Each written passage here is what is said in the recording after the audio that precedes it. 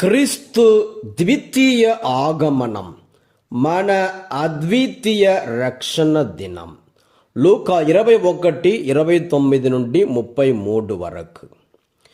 ఇంతకు ముందుగానే యేసు యెరూషలేము పతనము గురించి మాట్లాడాడు. ఇది కేవలం యెరూషలేము పతనం మాత్రమే కాదు, లోకాంతం కూడా ఇందులో దాగి ఉంది.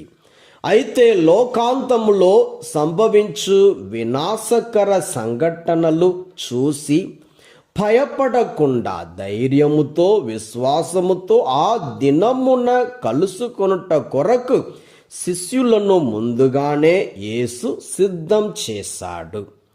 ఆ విషయములను తెలియజేసి వారిని బహు ముందస్తుగానే హెచ్చరించాడు. శిరములెత్తి దానిని ఎదుర్కొనండి అని వారిని మేల్కొలిపాడు.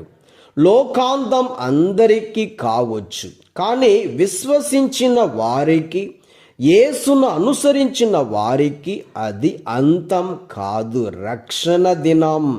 అందుకే అట్లే ఇవి అన్నీ సంభవించుట మీరు చూచినప్పుడు దేవరాజ్యము సమీపించినదని తెలిసి కొనుడు అని యేసు అన్నాడు. కొన్ని అనువాదాలలో దేవరాజ్యము కాదు, రక్షణ సమీపించినదని తెలిసి కొనుడు అని చెప్పబడింది. రక్షణ అనే పదం పౌలు గారి లేఖలలో పలుమార్లు కనిపిస్తుంది.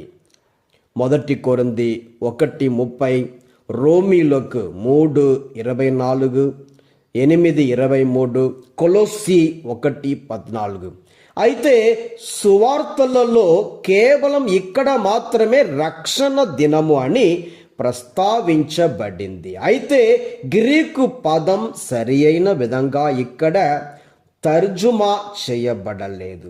గ్రీకు పదములో రక్షణ కాదు, కానీ వాస్తవంగా తప్పించుకొనుట అను అర్థములో చెప్పబడింది.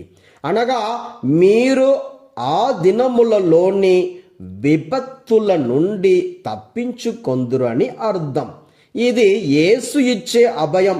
అందుకే భూమి ఆకాశములు గతించిపోవును, కానీ నా మాటలు ఎన్నటికీ గతించిపోవు అని అన్నాడు. దేవుని ప్రణాళిక ఖచ్చితమైనది.